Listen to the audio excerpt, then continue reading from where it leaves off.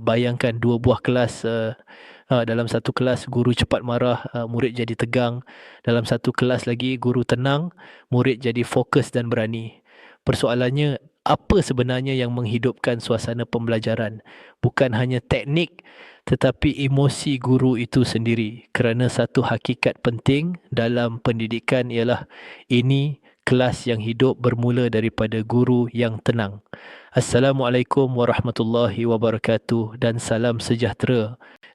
Tuan-tuan dan puan-puan guru yang saya hormati, dalam dunia pendidikan hari ini, guru berdepan dengan pelbagai cabaran yang sangat mencabar emosi, beban tugas yang banyak, murid dengan pelbagai latar belakang, tekanan untuk mencapai keputusan yang baik, tuntutan pentadbiran dan dokumentasi.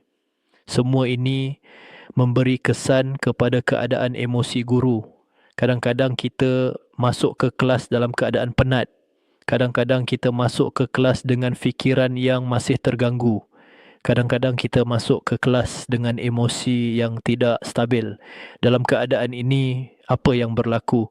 Suasana kelas menjadi tegang, murid menjadi kurang selesa, pembelajaran menjadi kurang berkesan. Masalah sebenar bukan kerana guru tidak mahu memberikan yang terbaik. Masalah sebenar ialah kita jarang memberi perhatian kepada keadaan emosi diri sendiri. Kita terlalu fokus kepada kandungan pelajaran. Kita terlalu fokus kepada teknik pengajaran. Tetapi kita lupa bahawa emosi guru adalah faktor yang sangat penting dalam pembelajaran. Murid bukan sahaja menerima ilmu, mereka juga merasai suasana.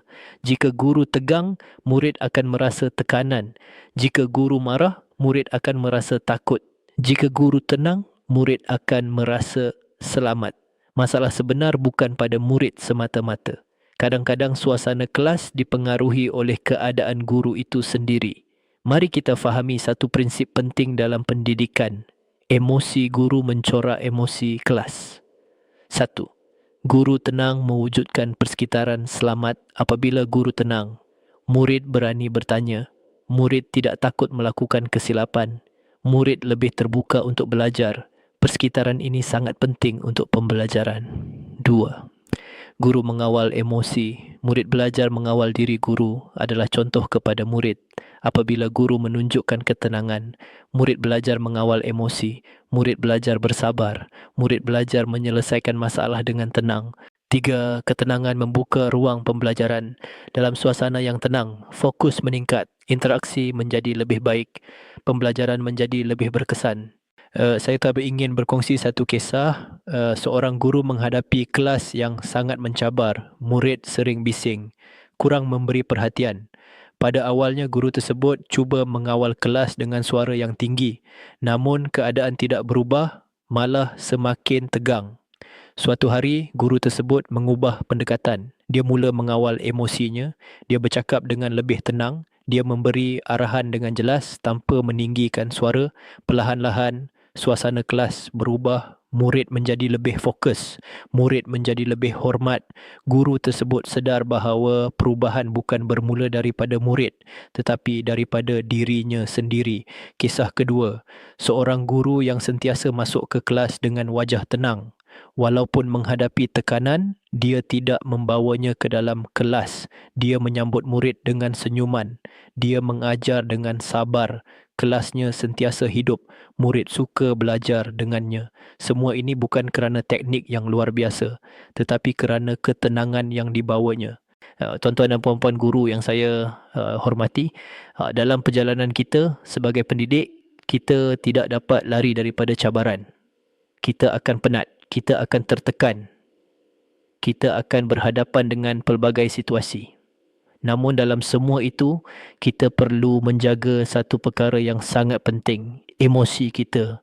Kerana emosi kita bukan hanya milik kita, ia memberi kesan kepada murid. Ia membentuk suasana kelas. Ia mempengaruhi pembelajaran. Sebelum masuk ke kelas, ambil masa seketika. Tarik nafas. Tenangkan diri, niatkan untuk memberi yang terbaik. Jika tuan-puan rasa perkongsian ini memberi semangat, saya jemput tuan-puan untuk subscribe channel Pengetuai AI Di sini kita berkongsi motivasi dan inspirasi untuk menyokong guru agar terus menjadi pendidik anak bangsa yang hebat. Tekan butang subscribe sekarang. Kongsi video ini kepada rakan-rakan guru yang lain kerana kita mahu melihat lebih ramai guru terus kuat dan bersemangat. Ingatlah, guru yang tenang akan melahirkan kelas yang hidup dan kelas yang hidup akan melahirkan murid yang berjaya. Teruskan berjuang wahai guru. Teruskan mendidik dengan hati yang tenang kerana ketenangan anda adalah kekuatan kepada murid-murid anda. Terima kasih cikgu semua. Semoga kita terus menjadi guru yang bukan sahaja mengajar tetapi juga membawa ketenangan dan inspirasi dalam kehidupan murid.